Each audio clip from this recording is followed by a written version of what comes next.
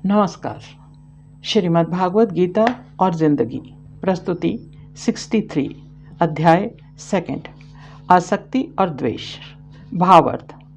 परंतु आसक्ति और द्वेष से रहित अपने वशीभूत इंद्रियों के द्वारा विषयों को ग्रहण करता हुआ संयत चित्त पुरुष अंतःकरण की प्रसन्नता को प्राप्त होता है। श्लोक संख्या 65। भावार्थ। अंतःकरण की प्रसन्नता प्राप्त होने पर इसके सभी दुखों का नाश हो जाता है। व्यक्ति की बुद्धि शीघ्र ही परमात्मा में स्थित हो जाती है। अर्जुन को हम अज्ञानी तो नहीं मान सकते। वह एक राजकुमार था और उसकी शिक्षा दीक्षा बहुत ही सुचारू ढंग से हुई थी। कर्म से वह एक वीर पुरुष था और युद्ध कौशल में उसका कोई सानी नहीं था। गुरु द्रोण को भी अर्जुन के कुशल योद्धा होने पर बहुत गर्व था। हम अनेक विषयों का ज्ञान प्राप्त करते हैं और पूर्ण रूप से ज्ञान प्राप्त कर मास्टर की विशेष डिग्रियां भी प्राप्त करते हैं। जाहिर है कि हमने पूरे मनोयोग से अमुक विषय का ज्ञान प्राप्त किया और समय आने पर उसका प्रयोग और सदुपयोग भी किया।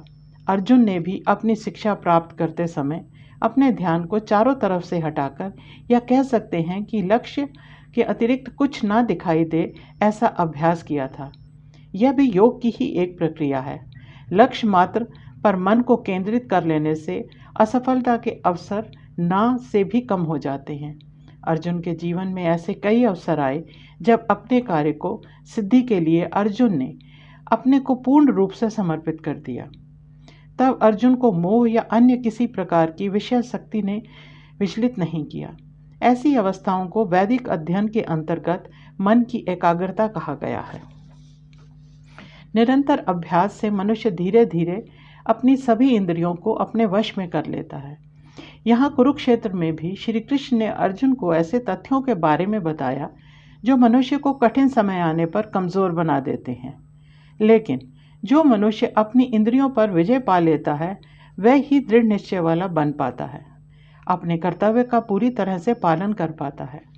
सांसारिक सुख मनुष्य को तरह तरह से लुभाते रहते हैं और इंद्रियों के वशीभूत मनुष्य तरह तरह के काम उन सुखों को पाने के लिए करता रहता है और धीरे धीरे वह अपने बने इस जाल में खुद ही उलझ जाता है और कष्ट भी पाता है, पर लालच है कि उसका पीछा ही नहीं छोड़ता। फिर एक ऐसा समय भी आता है जब उसे लगता है कि अब संसार का ऐसा कोई सुख नहीं है जो उसके पास नहीं है, अब उसका कोई कुछ नहीं बिगाड़ सकता। पर सच तो यह है कि इतना विशाल भौतिक संसार पाकर भी वह खुश नहीं है, बेचैन है। एक तरह इसे शाश्वत बनाने की दौड़ और दूसरी तरफ यश पाने की इच्छा। हम इसे साधारण भाषा में बड़ा आदमी बनाने की इच्छा कह सकते हैं। क्या ये सब प्रयत्न उसे सुख देते हैं? क्या इससे मन तृप्त हो जाता है? नहीं, ये सब उसे अहंकार देते हैं, भय देते हैं, लोभ और क्रूर बना देते हैं। कुरुक्षेत्र में उपस्थित दुर्योधन और महल में बैठे धृतराष्ट्र की यही मनोस्थिति बन गई थी। वे जिस खुद सुख की खोज में अंधे थे वो शाश्वत नहीं कहा जा सकता, क्योंकि उसको उपलब्धि का प्रयत्न ज्ञान व न्याय के द्वारा नहीं, क्रोध और अहंकार के बल पर किया जाने वाला था।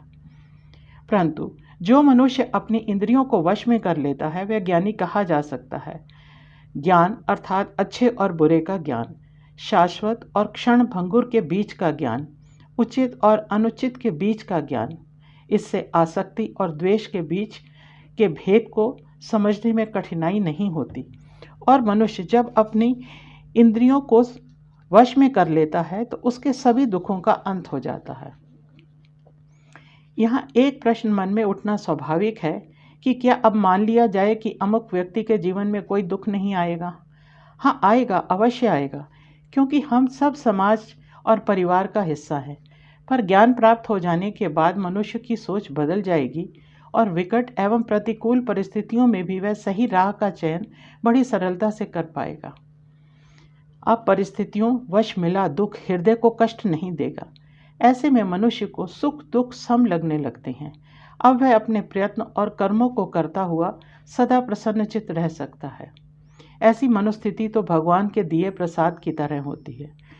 जो भी मनुष्य अपनी इंद्रियों को वश में कर लेता है वह धीरे धीरे स्वभाव से शांत हो आत्मज्ञान को प्राप्त होता है।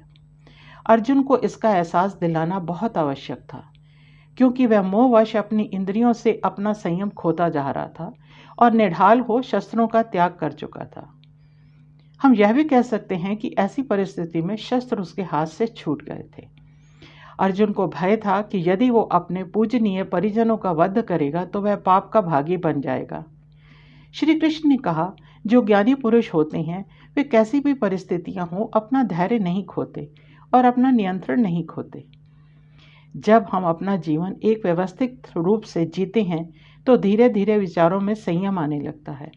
अच्छा क्या है, बुरा क्या है, इसके बीच उचित क्या है, उसका चयन करना आसान हो जाता है। हमारी ज्ञान इंद्रियां हमारे बस में हैं, यही इस बात का सबूत है। पर ऐसे हमेशा तो नहीं रह पाता। मानव स्वभाव में चंचलता मन के विश्वास को कमज़ोर बना देती है। बरसों से साधा विश्वास भी डोल जाता है। पांडवों ने सदा ही अपने चचेरे भाइयों का अपमान झेला, तिरस्कार झेला, दुख झेला, वनों में कठिनाई पूर्वक जीवन बिताया, बार बार मौत के मुंह से बचे। यह उनका आत्मसंयम था।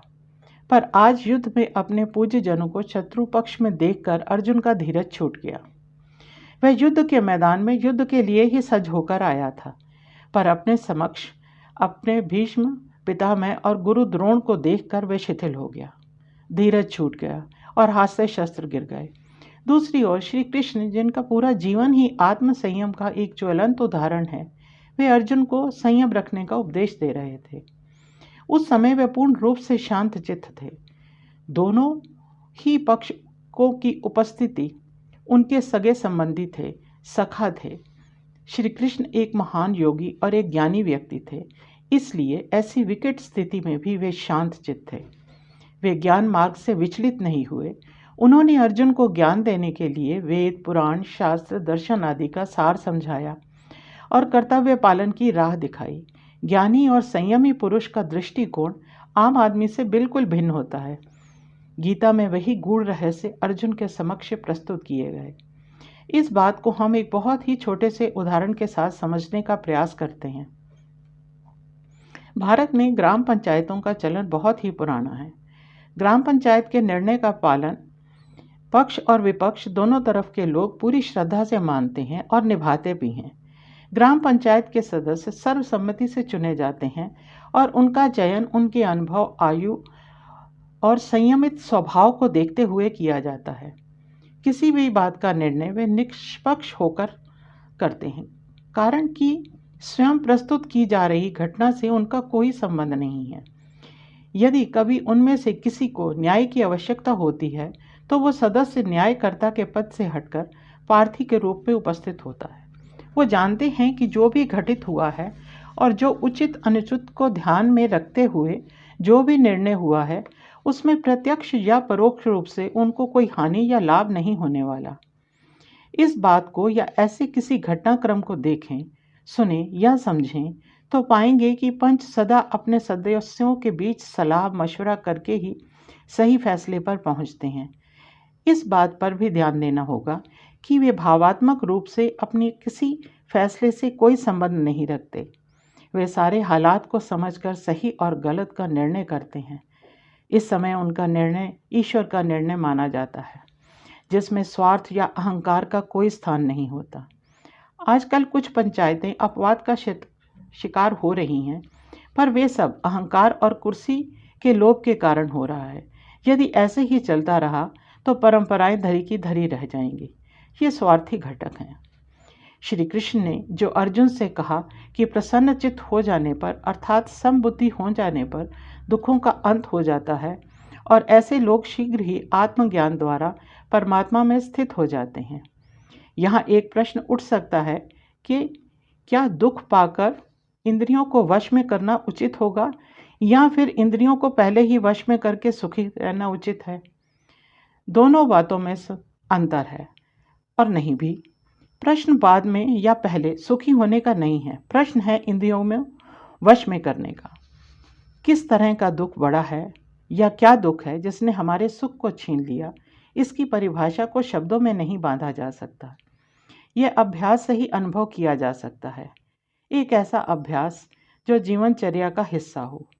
हम देखेंगे कि नित्य अभ्यास करने से जीवन के साथ ज्ञान भी पनपने लगता है। इसका अनुभव भी हमें होने लगेगा। हानि तो हमेशा भौतिक वस्तुओं की ही होती है, जो मानव निर्मित हैं उनकी होती है। जिस पर गर्व या अहंकार प्राप्त होता है उनकी होती है। शिक्षा, ज्ञान और विश्वास आदि को कोई नष्ट नहीं कर सकता। ये तो आत्मसात हैं, सदा साथ हैं। कोई वस्तु छोटी या बड़ी, यदि वह टूट जाती है या मिट जाती है या फिर छिन जाती है तो दुख का कारण बन जाता है। दुख हो या सुख, ये छोटा या बड़ा नहीं होता। हमारी सोच उसे छोटा या बड़ा बनाती है। हमारा मोह उसे छोटा या बड़ा बनाता है। भौतिक संग्रह उसे मूल्यवान या अमूल्यवान बनाता है। उसमें पाप और पुण्य, लाभ हानि, मोह और द्वेष ढूंढने लगता है। ये सब साधारण सोच का कारण है। व्यक्ति ने यदि अपने को सांसारिक भावनाओं से ऊपर उठा लिया तो हमें यह मान लेना चाहिए कि उसने इंद्रियों को वश में कर लिया है। उसे आत्मस्वरूप समझ में आने लगा है और उसने जान लिया है कि यह संसार नश्वर है। यहाँ कुछ भी शाश्वत नहीं, सिवा अंतर में स्थित आत्मा के, जिसे हम देख तो नहीं सकते, पर क्योंकि हम हैं इसलिए उसका बोध अवश्य कर सकते हैं। श्री कृष्ण ने कहा, जो सदा प्रसन्नचित है, ईश्वर उसकी बुद्धि में स्थित है। धन्यवाद। नीरव हसीन।